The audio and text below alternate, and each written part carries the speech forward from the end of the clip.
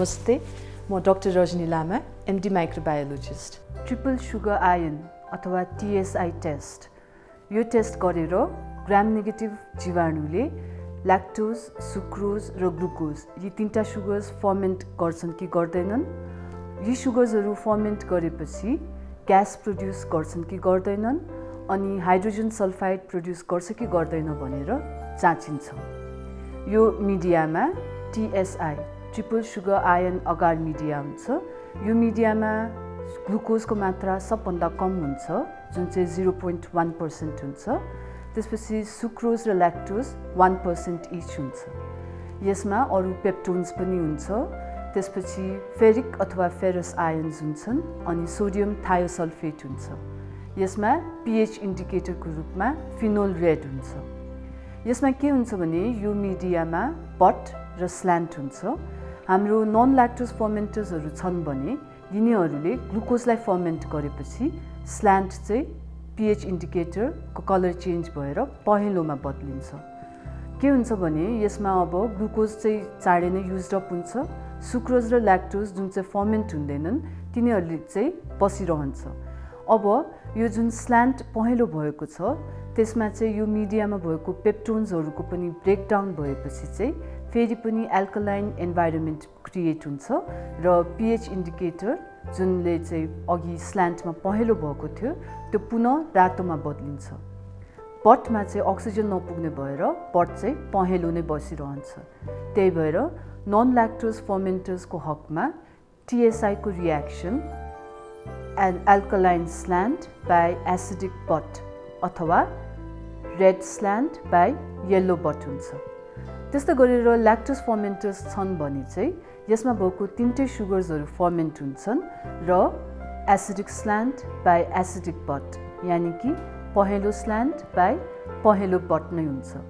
र केही गरेर कुनै पनि सुगर्स फर्मेन्ट भएको छैन भने चाहिँ नो चेन्ज अथवा एल्कलाइन स्ल्यान्ट एल्कलाइन बट, रातो स्ल्यान्ट रातो बट हुन्छ। अब यी सुगर्सहरू फर्मेन्ट हुँदाखेरि एसिड प्रोड्युस भएपछि कलर चेन्ज भयो।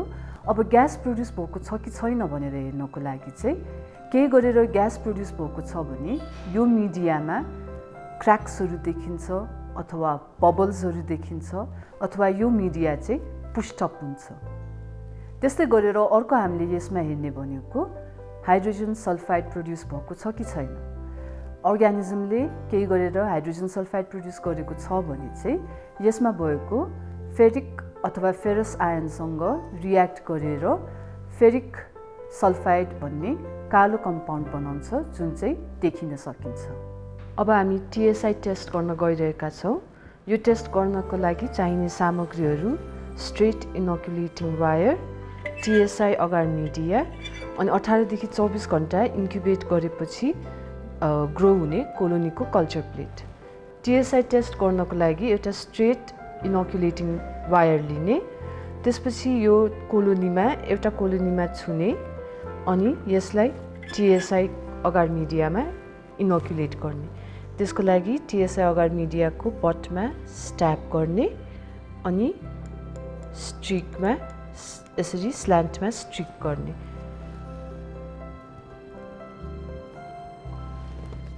त्यसपछि यो अगार मिडियामा कटन लगाइदिने अनि इन्क्युबेटरमा 37 डिग्री सेन्टिग्रेडमा 18 देखि 24 घण्टासम्म इन्क्युबेट गर्न छोड्ने।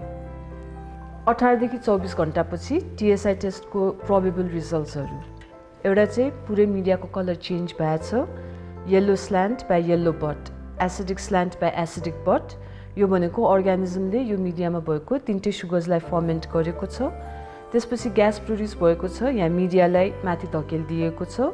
यसमा कुनै पनि कालो तत्त्व नभएकोले H2S चाहिँ प्रोड्युस भएको छैन। अर्को रिजल्ट भनेको alkaline slant by acidic butt, red slant by yellow butt.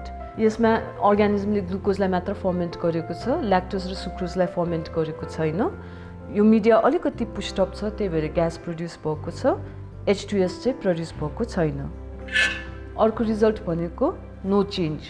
यसमा red slant by red butt, alkaline slant by alkaline butt. यो भनेको चाहिँ यो अर्ग्यानिजमले कुनै पनि सुगरलाई फर्मेन्ट गरेको छैन। ग्यास प्रड्युस भएको छैन र H2S पनि प्रड्युस भएको छैन। अर्को प्रोबेबल रिजल्ट भने alkaline slant by acidic butt, red slant by yellow butt र यहाँ ग्यास प्रड्युस भएको छ र अलिकति हेर्नुहुन्छ भने यहाँ H2S पनि प्रड्युस भएको छ जुन चाहिँ कालो रङको देखिन सकिन्छ। यो TSI टेस्टको रिजल्ट चाहिँ 18 देखि 24 घण्टाभित्र नै रिड गर्नुपर्छ। 18 घण्टाभन्दा अगाडि रिड गर्यो भने फल्स नेगेटिभ रिजल्ट आउन सक्छ र 24 घण्टापछि पनि फल्स नेगेटिभ अथवा पोजिटिभ रिजल्ट आउन सक्छ।